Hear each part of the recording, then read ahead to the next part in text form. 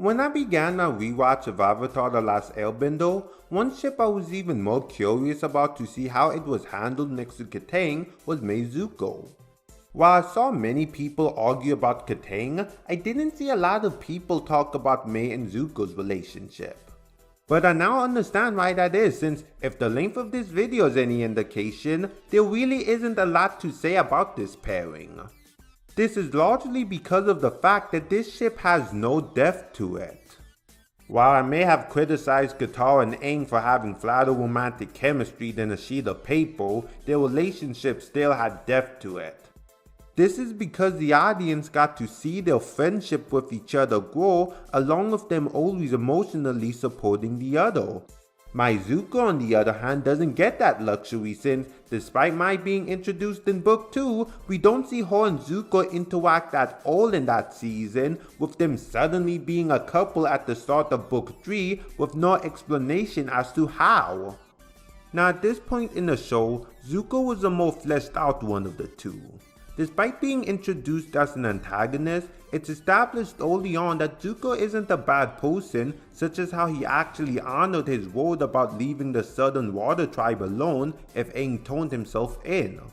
From there up until the end of Book 2, the audience saw Zuko go from an angry troubled prince who wanted to regain his honor by capturing the Avatar, to being a fugitive of the Fire Nation who sees how the 100-year war has affected people, to him seemingly being ready to leave behind his old life only to give in to temptation of getting said old life back as he sided with Azula in the Book 2 finale.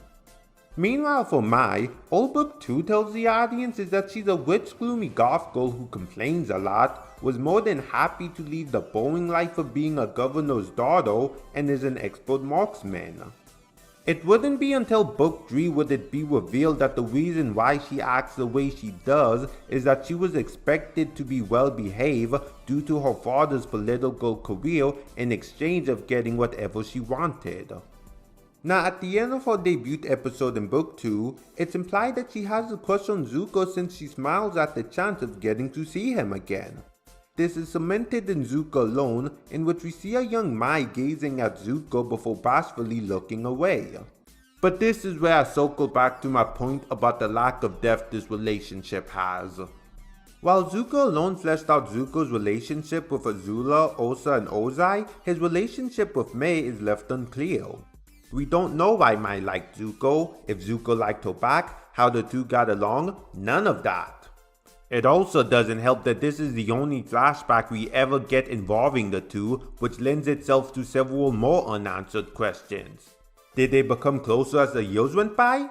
And how did Mai react to Zuko getting scarred and banished by his father? But instead of answering any of those questions, the show decides to just have the two be in a relationship at the start of Book 3. The show couldn't even do the courtesy of showing how they both reacted to seeing each other again for the first time in years.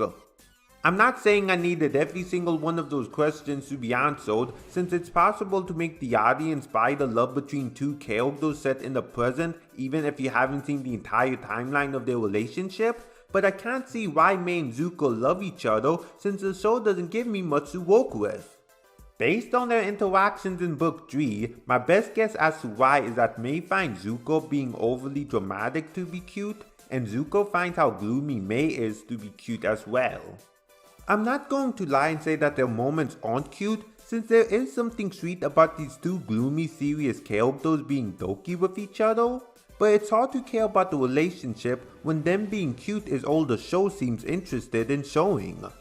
As a result, even though this line from Mai is awesome, I guess you just don't know people as well as you think you do. You miscalculated. I love Zuko more than I fear you. It fails because the show never made me understand why Mai feels so strongly about Zuko. The comics could have finally been the chance to explore this relationship in depth, but instead, they break up, with that still being the case as of the release of this video and it not being confirmed if Mai is Azumi's mother or not. What was even the point of having the two get back together in the show if they were just going to break up in the comics? Zuko and May's romance felt less like the show wanting to explore the relationship of two characters and more as a plot device in order to make Zuko realize that the life he has fought to reclaim for so long is no longer the life that makes him happy. As a result, it makes the relationship itself feels lackluster and pointless. Which is a shame, cause I do think May is a fun character who deserves more than being used as just a plot device for Zuko's redemption arc. But what do you think of my analysis of May Zuko along with your thoughts on the pairing? Do you think it was a pointless romance? Or do you think it was just a romance that needed to be fleshed out better? Let me know in the comments below. And as always, make sure to like this video, subscribe to my channel, and click the bell so you'll be notified when I make a new video. If you want to follow me on social media, you can find the links to them in the description box below.